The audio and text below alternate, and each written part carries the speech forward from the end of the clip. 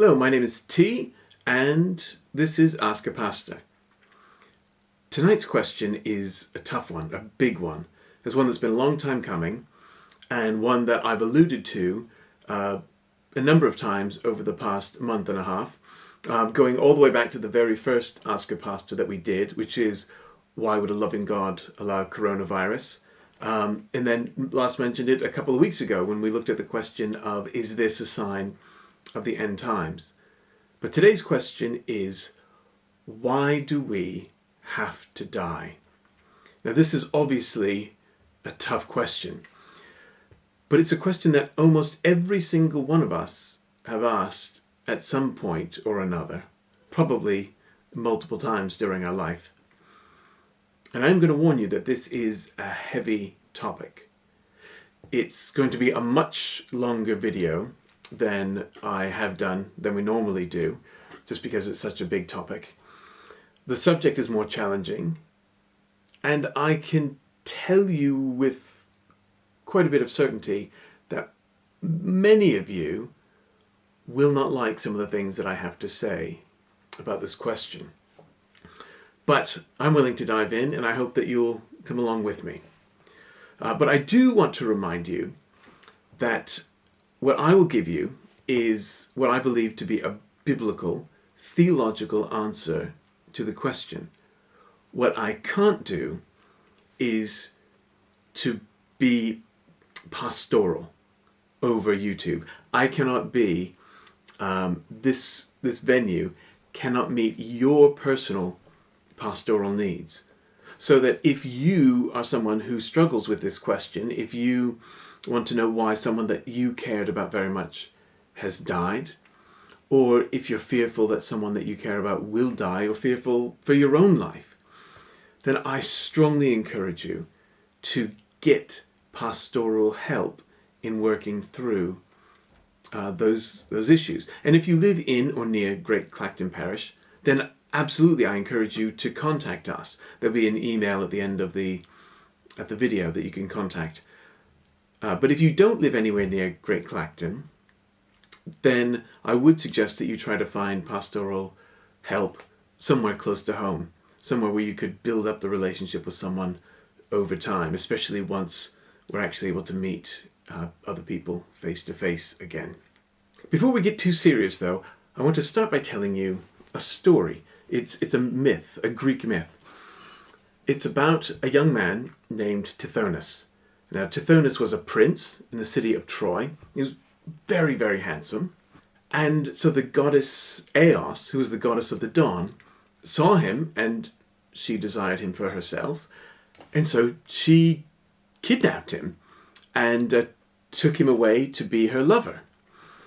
But because Eos was an immortal and Tithonus was mortal, Eos was worried that she would eventually lose him because he would grow old and die. And so she went to Zeus, who was the most powerful of the Greek gods, and she asked him a favor. She asked Zeus to grant Tithonus eternal life. And Zeus said, "All right, I'll do that." But the Greek gods were usually not very nice to each other, and if they could trick one another, they would do so. And that's what Zeus did here, because he did grant Tithonus eternal life. But what he did not do is give him eternal youth.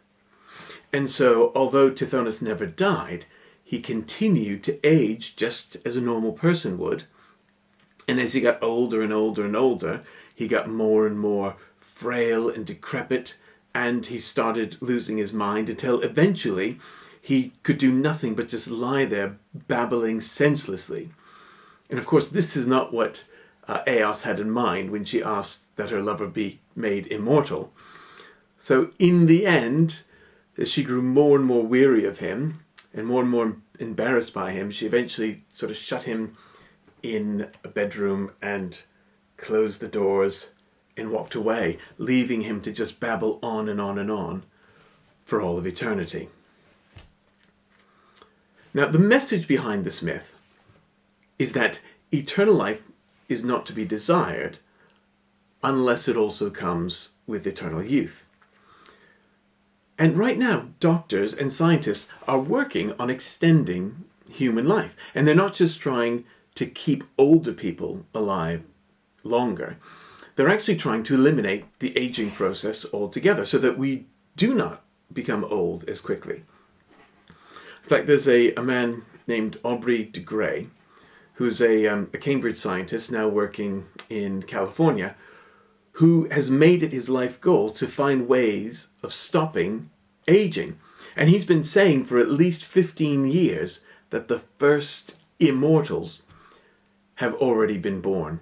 He doesn't use the word immortal, but basically he says that they're so close to finding a way of stopping the aging process that those that will benefit from it, those that will never age and never die, have already been born. Now, we'll come back to this idea and to the myth of Tithonus a little bit later. But for now, we're going to turn to the Bible. And we're going to look at Genesis, a little bit at Genesis chapter 2, but especially at Genesis chapter 3. Now, if you have read these verses recently, these chapters recently, that's great. If not, then you may want to read them at some point after this, just to take a look for yourself at some of what I'm going to be talking about. And if you don't have a Bible to hand, that's okay. I will put links in the description below where you can find chapters 2 and 3 of Genesis. Now, Genesis is the very first book in the Bible, and it tells us the earliest histories of God's relationships with people. Genesis chapter 2 tells us about how God created a man that we call Adam, and he placed this man in a garden called Eden, which was an earthly paradise. And seeing then that it was not good for Adam, the man, to be all by himself, God also created a companion for the man, a woman, who would later be named Eve. Then Genesis 3 tells us about how the man and the woman rebelled against God, doing the one thing that he told them not to do, which was to eat the forbidden fruit. And so because of that, they were forced to leave the Garden of Eden.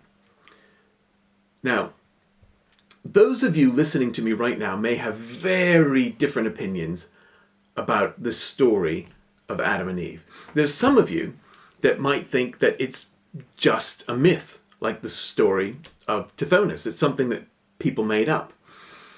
And others of you might think that this is absolutely, literally true down to the very last detail. And a lot of you will probably be somewhere in the middle as well.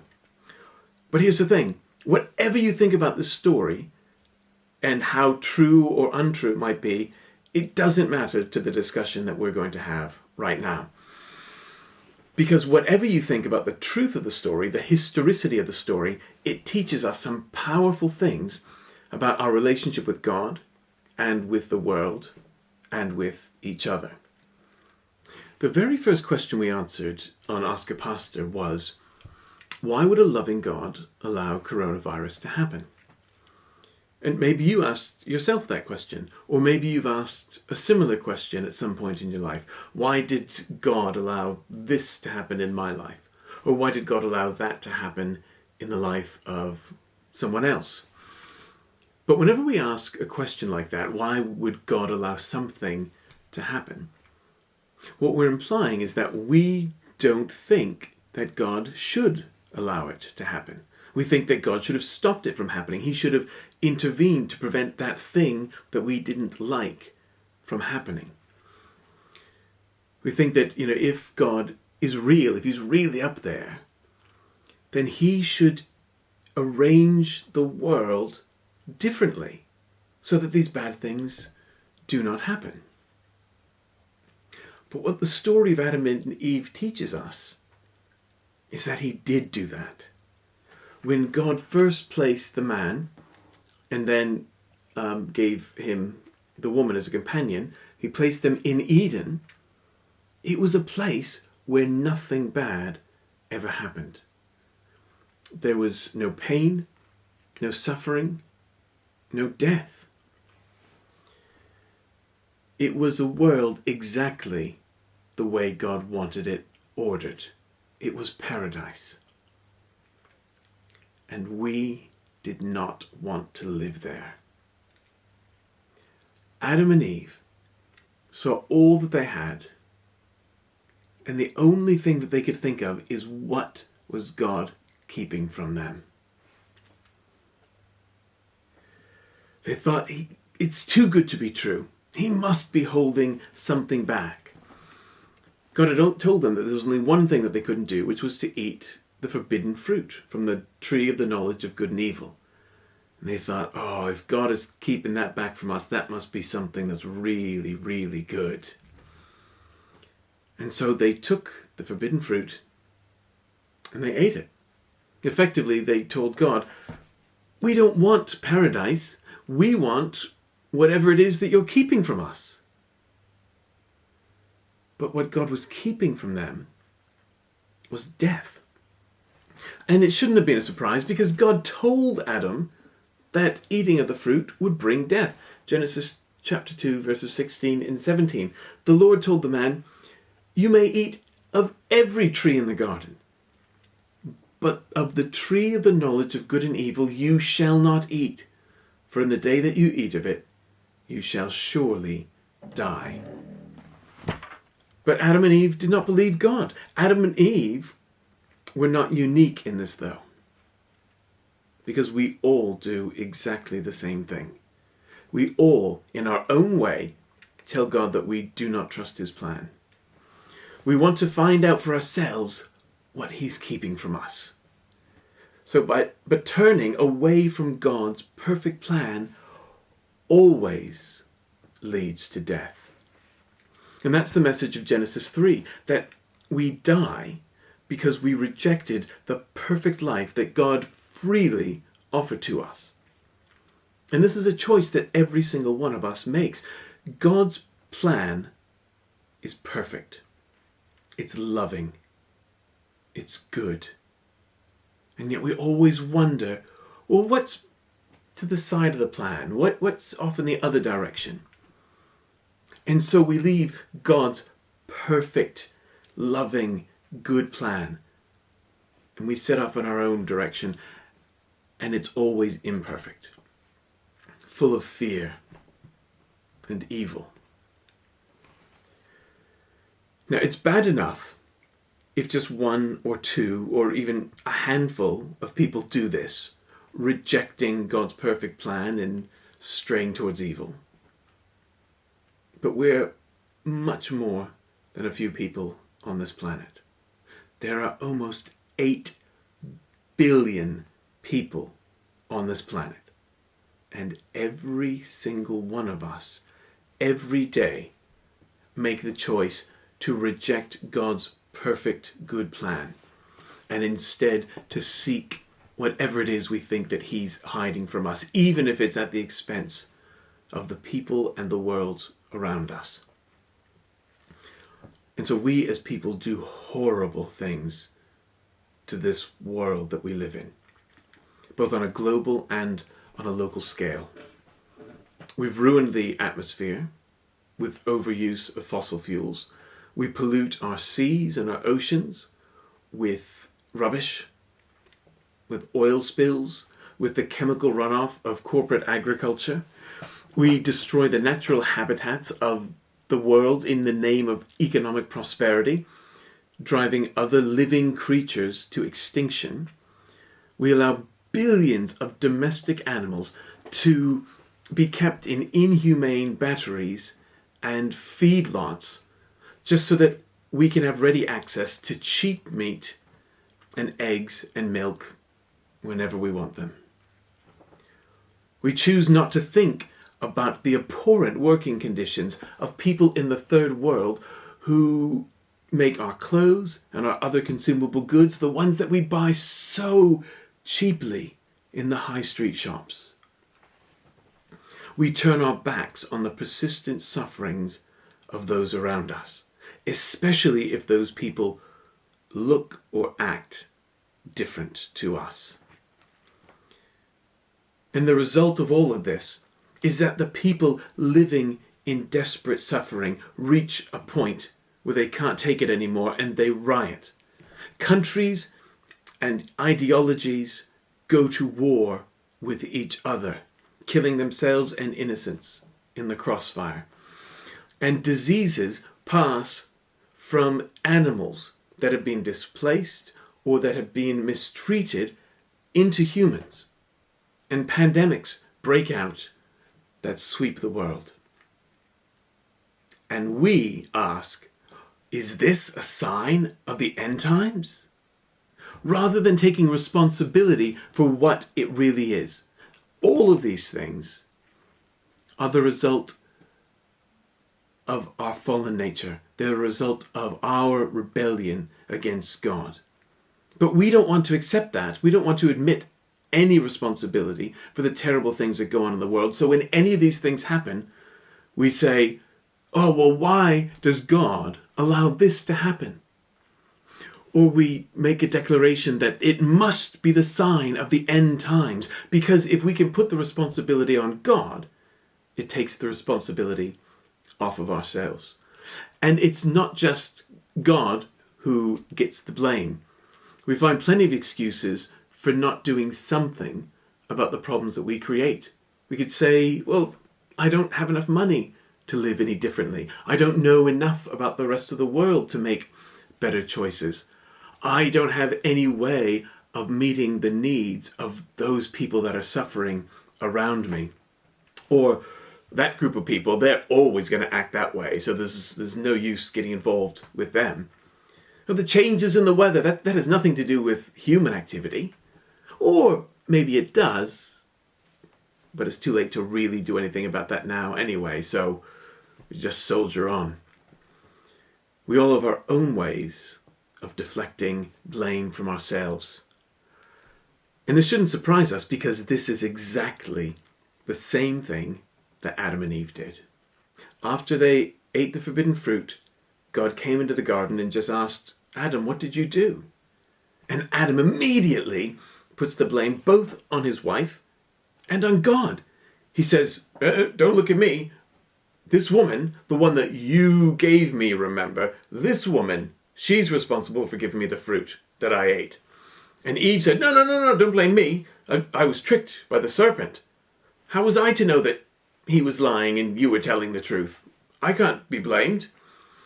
And if we're honest, we can all see ourselves in Adam and Eve, because we all rebel against God, wondering what it is, what good things God is keeping back from us. And then we all pass that blame onto someone else when that rebellion doesn't work out for us. The worst things that happen in the world are things that we do to each other and to the world itself. We can't blame it on God. He does not want war or terror or plague or hatred. These are the things that we have brought into the world by turning away from him, by rebelling against him. Going back to Genesis 3, after Adam eats the fruit, God tells him, this is verse 17, he says, because you disobeyed, cursed is the ground because of you.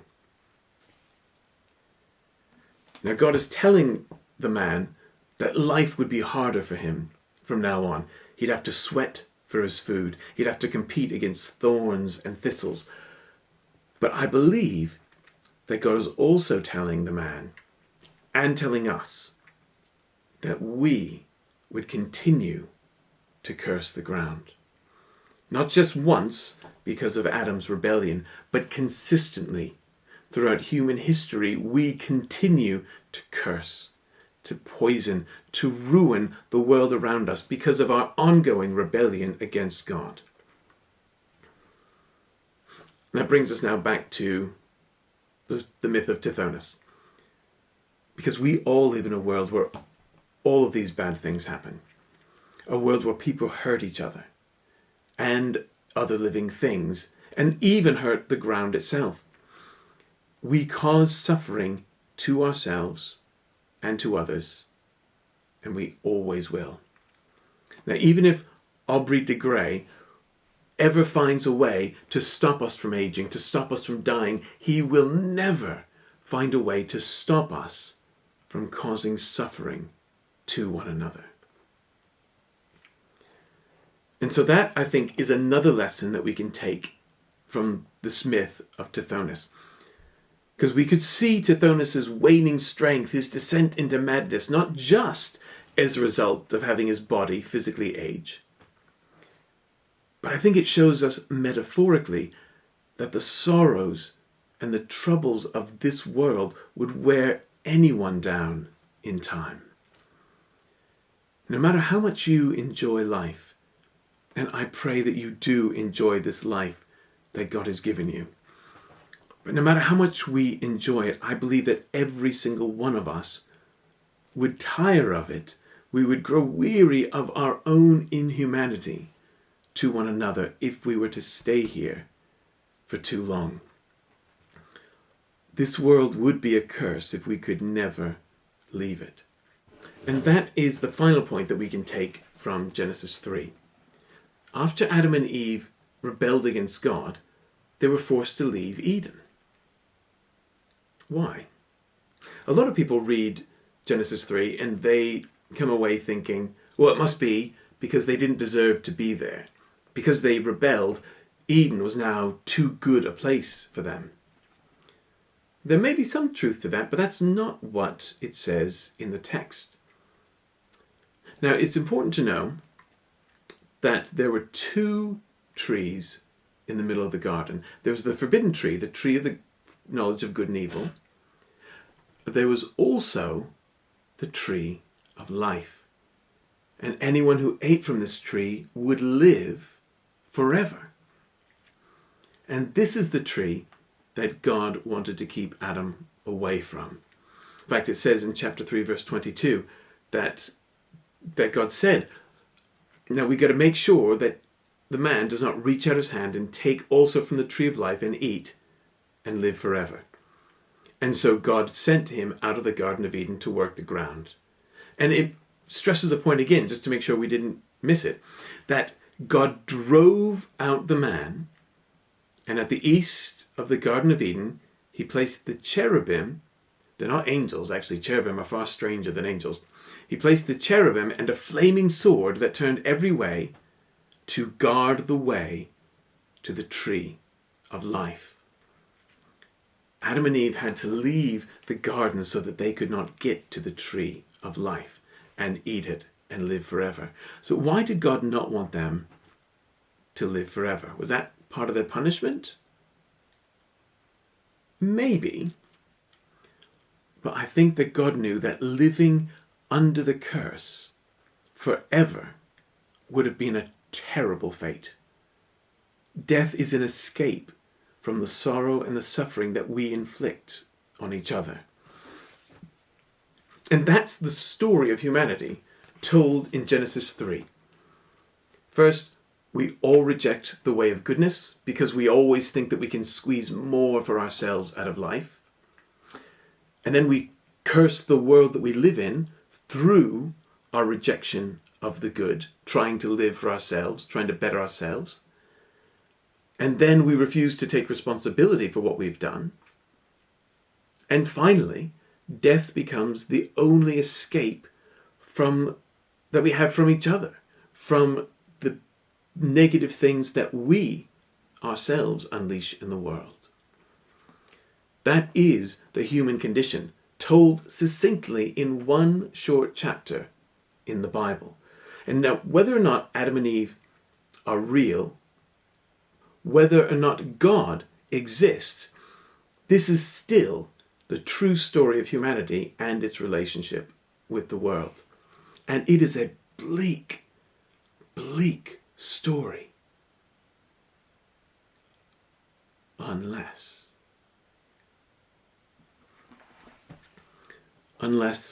that's not the end of the story. Now, this is the point where those of us who do believe in God and trust in God are going to diverge from those who don't believe God exists or don't believe that he's good and loving. Because the whole rest of the Bible is a story about how God repairs what we have broken.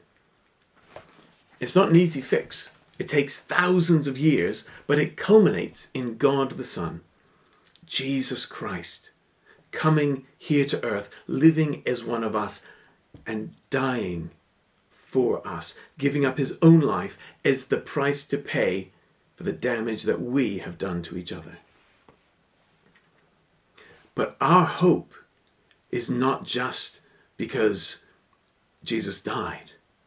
We have hope because Jesus was raised to new life, because Jesus returned to God the Father, because he's with him there now, and that someday he will return to establish a perfect kingdom here on earth, and he'll bring God the Father with him.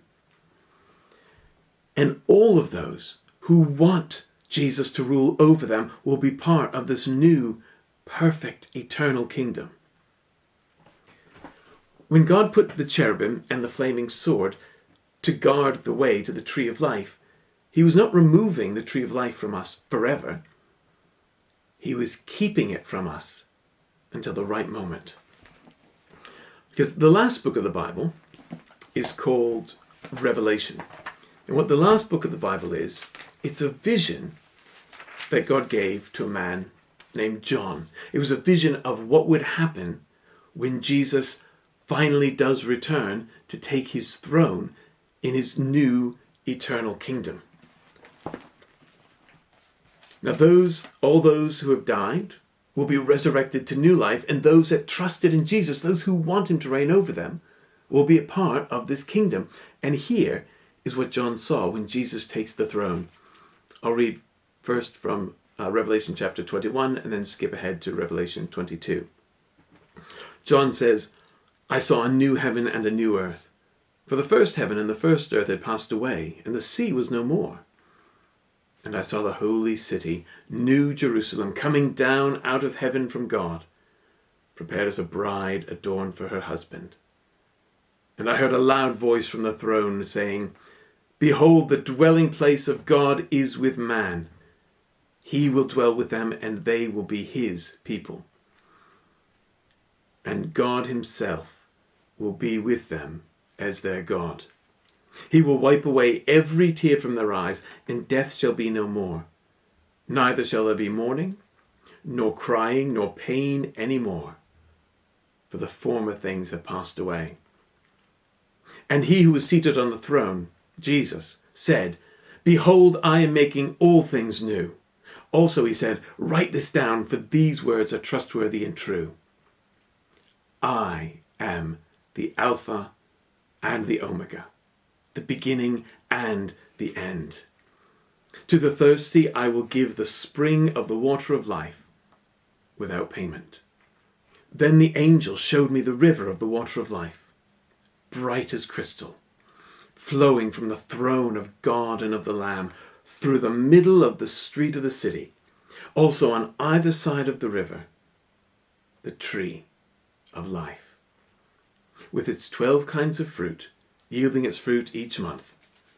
The leaves of the tree were for the healing of the nations.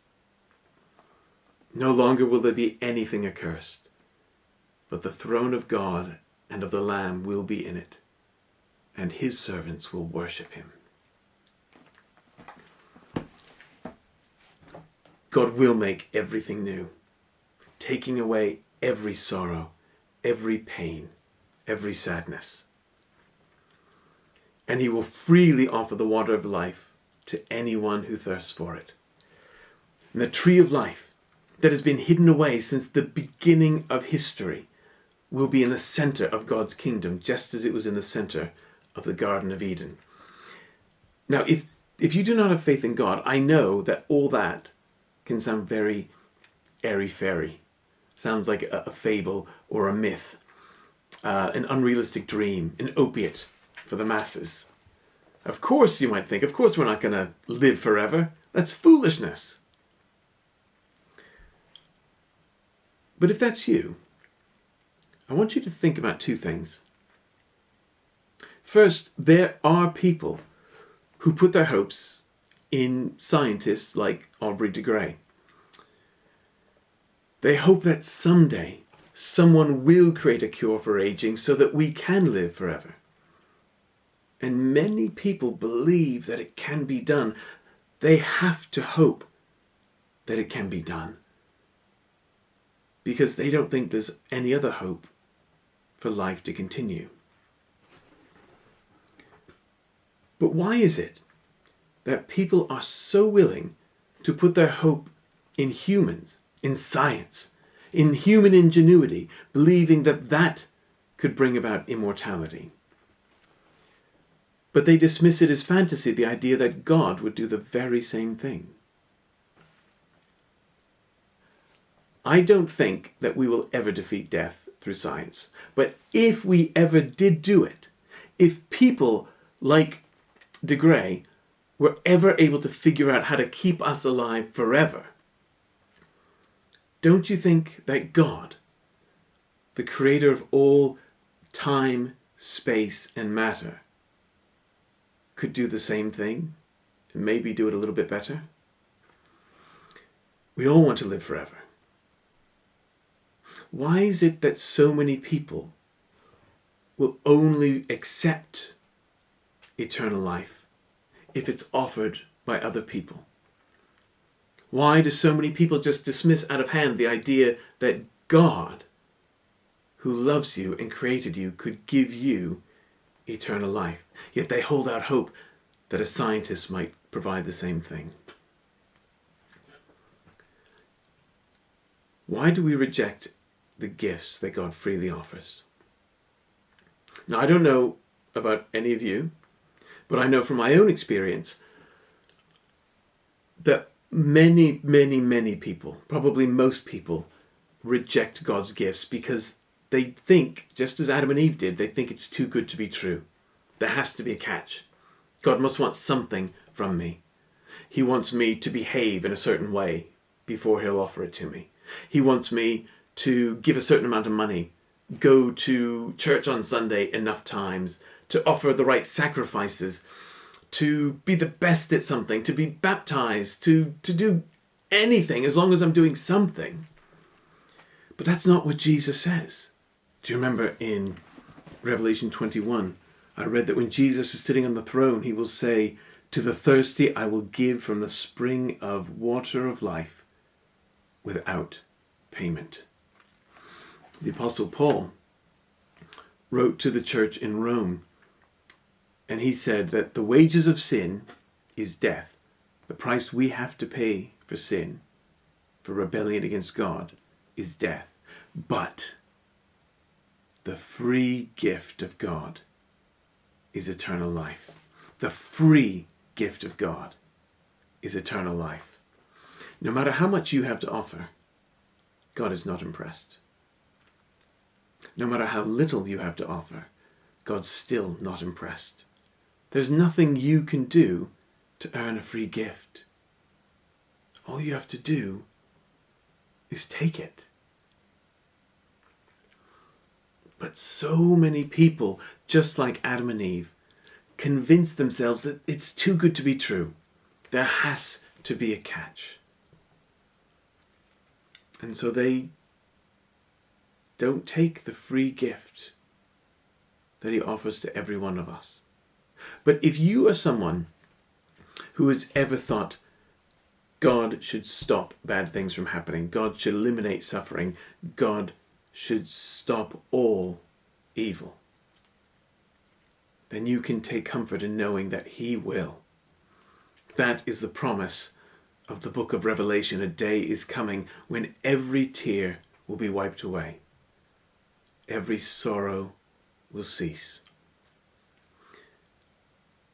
But you also each one of us need to seriously ask ourselves the question of if we want to live in a world like that? Do we want to live in a world where God decides what is allowed and what is not allowed? Do we trust Jesus enough that we can say to him that if you tell me not to do something, I'm not going to do it. I trust you're not trying to keep something from me, but you have my well-being in mind. I may not understand it, but I trust you. Do we trust God enough to say to him, your kingdom come, your will be done in my life, not just in eternity, but here and now? Because if we start to hand our lives over to him now, we can start to undo some of the damage that we do to others. We can truly pray as the Lord taught us, your kingdom come, your will be done here on earth, just as it is in heaven. Because accepting Jesus as King is handing control of our lives over to him, because we trust that his way always leads to true life, while our own way only leads to death. One final thing for you to think about. Those of us who believe in God, those of us who trust that Jesus will return as King to rule over a kingdom of peace, we don't believe that because it says it in a book. We don't believe that just because someone told us that one Sunday in church. Those of us who believe it because we have a personal experience of what it means to start to hand our lives over to God, to start to trust that his way is best, to try to show his love to other people. And we've seen and felt and know what it is to have him respond to that. It's something that you could never explain to someone who has not experienced it. But if you have any interest in finding out if that is true, if there is any even small part of you that is curious about whether God is real, whether God can be trusted, then I challenge you